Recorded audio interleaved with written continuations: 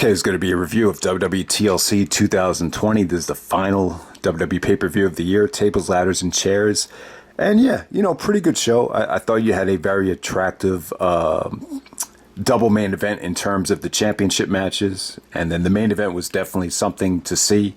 I'm sure there's going to be mixed feelings on it. But let's get right down to it. We got Drew McIntyre defending the WWE Championship against AJ Styles in a tables, ladders, and chairs match. For the WWE Championship. I mean, yeah, man, really, really good stuff here. This got a lot of time. It got almost over a half hour.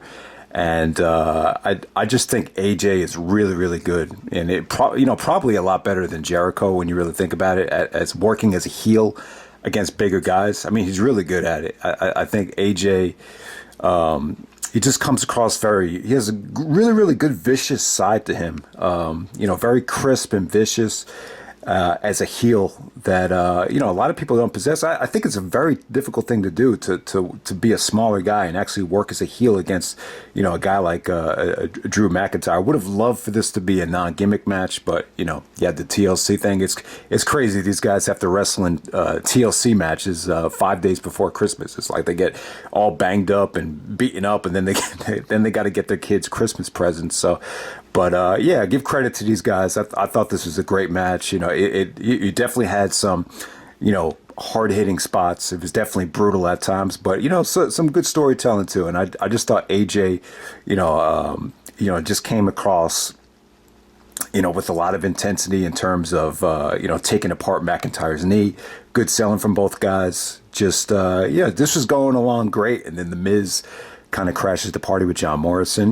This was pretty much expected. I think if you saw the Go Home Raw segment with AJ, he basically, wanted, basically was enforcing to McIntyre that this could possibly happen. This doesn't have to be a one-on-one match. So the Miz actually ended up cashing in his Money in the Bank briefcase after they put Drew McIntyre through the table. And, it was a little bit dramatic, especially if you're not a Miz fan. It really would have depressed the crap out of me if the Miz had won this match. Going back 10 years earlier, the Miz actually did cash it in back in, I think it was right after Survivor Series 2010. So I just think it'd be going backwards to put Miz as champion. The Miz, there's a lot of mixed feelings on him.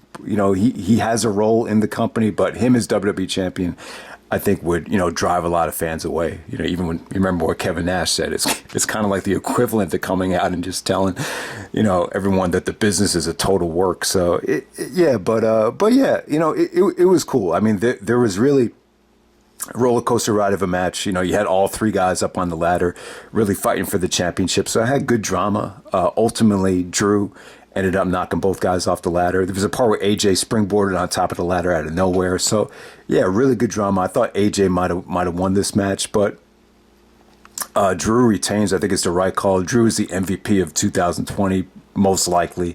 So I thought it was definitely fitting for him to, retain in this situation. AJ actually won this, got this title shot after beating Matt Riddle and Keith Lee in the triple threat match. And that was probably like one of the rare times where I said to myself, man, maybe it'd be nice to see someone else get the title shot. But, it's a no-lose situation anytime you have AJ Styles in a WWE Championship match. He's great.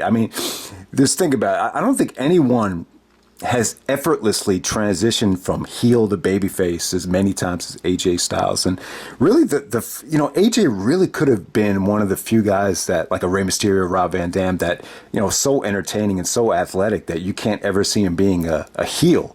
And, maybe you give credit to Vince Russo, because, AJ's been, he's been doing heel turns since maybe the end of 2003, maybe even earlier than that. So I think Vince Russo was the first guy to get AJ to turn heel, if I'm not mistaken. But yeah, Drew McIntyre, AJ Styles. I'd definitely say this was a 4-star match, great match. Not going to be a match of the year candidate, but yeah, it was cool. Miz cashing in and not winning.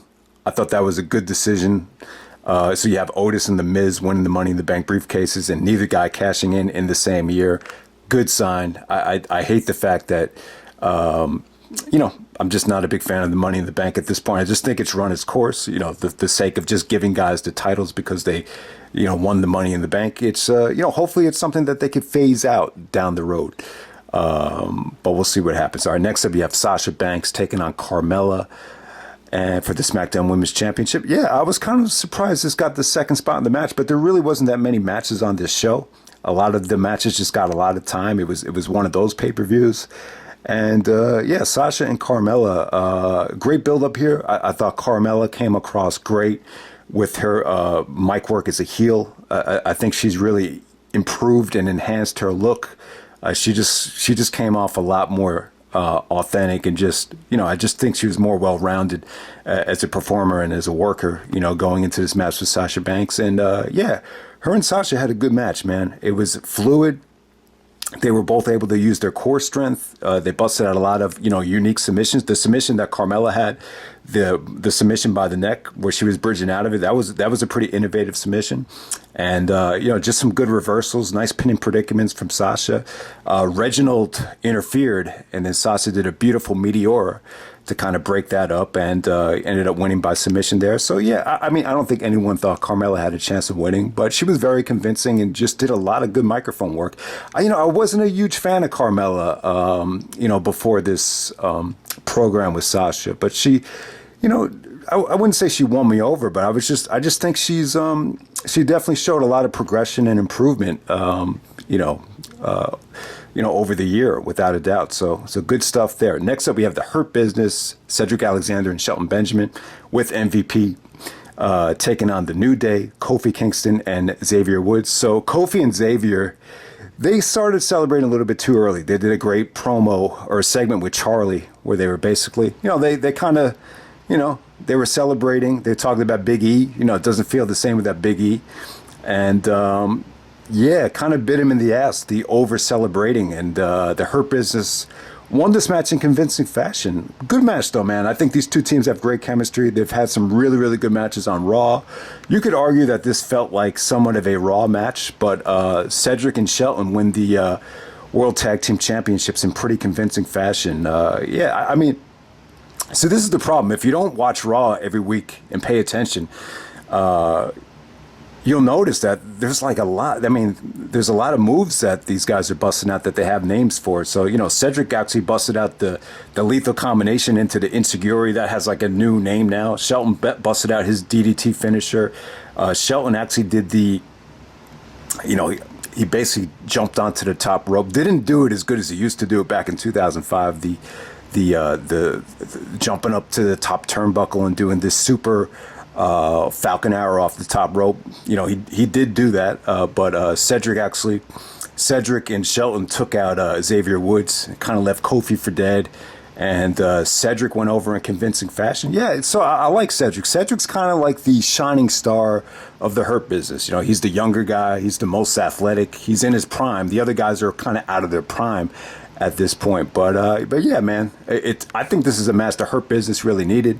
We've seen New Day, different variations of the New Day as tag team champions over the years, time and time again. So big victory for Cedric Alexander and Shelton Benjamin. Shelton's not as good as he used to be, but I thought he was fine in this match.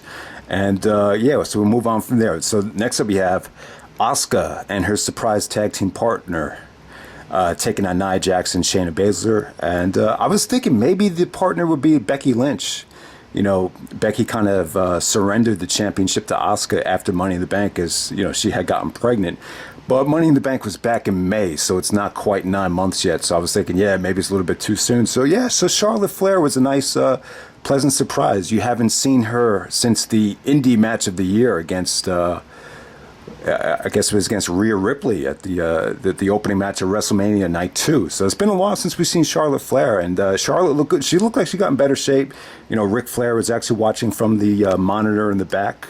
So yeah, this is just a nice, friendly, feel-good match right here. Really not a lot to say about it. I think anytime you have a babyface, returning, it's you kind of want to have that feel-good victory.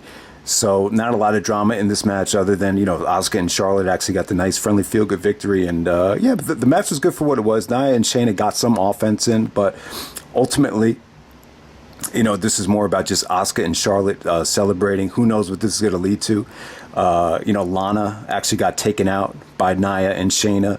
So who knows if Lana's going to get involved down the road. Maybe this will lead to Asuka and Charlotte having a big money match down the road, this time with Asuka being the heel. So we'll see what happens there. And then the next up we had Roman Reigns, the WWE Universal Champion, with Paul Heyman taking on Kevin Owens in a TLC match.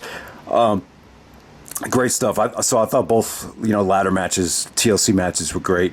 I would definitely say this was the match of the night. I thought Owens, Owens was in a tough spot. I don't think Owens had a lot of momentum going into TLC. I really thought it really did feel like it was a filler opponent for Roman. They just didn't have any more challenges for Roman Reigns to face as we're in between Survivor Series and the Royal Rumble. So, but I thought Kevin Owens did as good as he could to really convince the fans and convince everybody that this was as Paul Heyman alluded to, this is a crossroads situation for Kevin Owens. Really would have been cool to see Kevin Owens and Paul Heyman reunite with, potentially Owens turning heel. And, maybe you figure Roman's going to have to be a babyface once the fans come back. But that did not happen, which is a good thing. I think Roman's really in his element right now as a heel. You had a lot of interference from Jey Uso in this match, which you could argue took away from the match. It felt annoying at times, but there were other times where it did make it more engaging, more dramatic, a lot to like here. Roman actually came out first, so the entrance seemed like it kind of took forever. They were putting the belt up to the rafters, and it was like, man, this is taking forever, this entrance. And then all of a sudden, Owens just came out of nowhere, just started brawling with Roman Reigns. Just a lot of vicious intensity from Kevin Owens. He was wrestling this match like this is a real fight, like his life is on the line. Like if he doesn't win this match, you're gonna have to kill him to win the match. So I thought Owens did a really good job of showing a lot of emotion, showing a sense of urgency in terms of where his career was at. So and I just think the whole storyline, the whole feud, Roman has really in his element right now. Talking about how he wants to take food off of Kevin Owens' table. So the tension, the build up, I thought everything was good here. That the match was great. Owens went through a lot of punishment. There was definitely a lot of drama here. It made Owens look like a badass, made him look strong. Owens definitely did have his moments in terms of him possibly winning this match, and a lot of vicious bumps here. I mean, the spear through the table was crazy.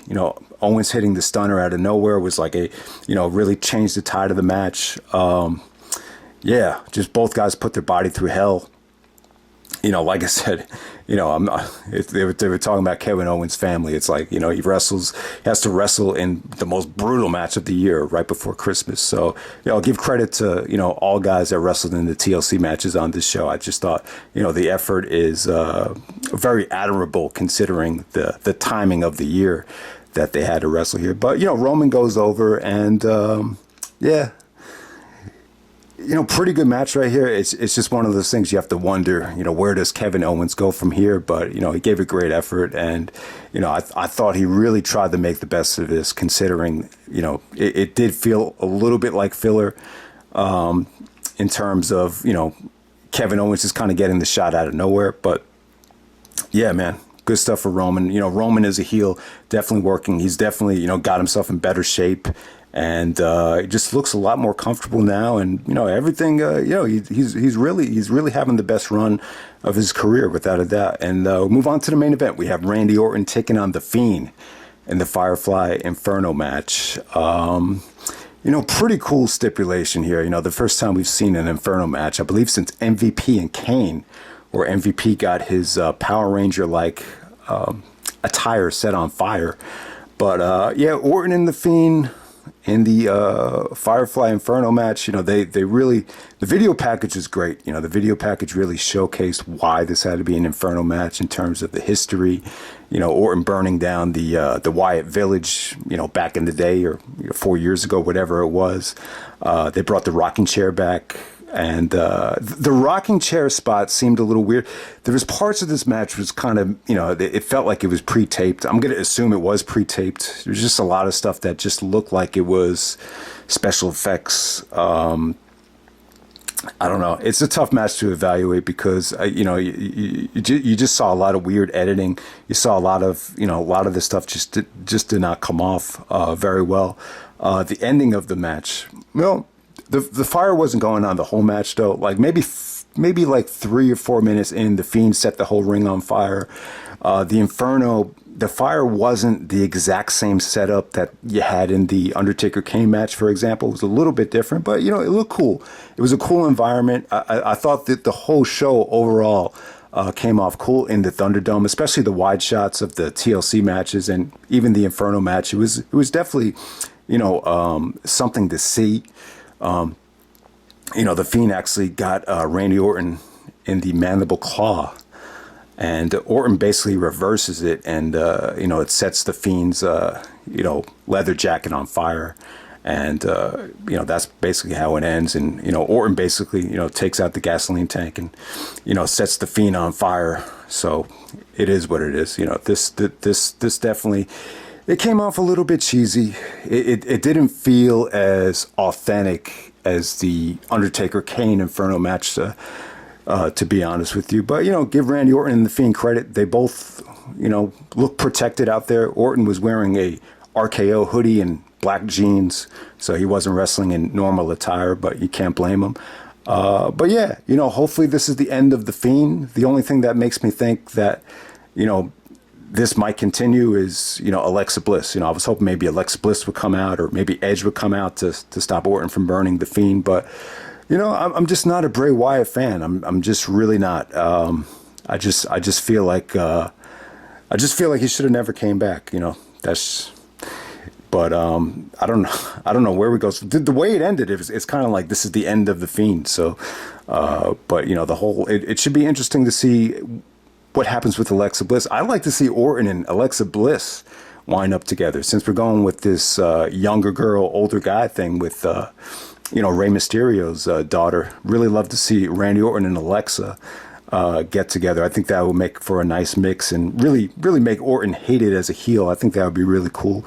But I don't know, man. You guys know I'm not a big fan of seeing Bray Wyatt main event WWE pay-per-views, because I just feel like it's a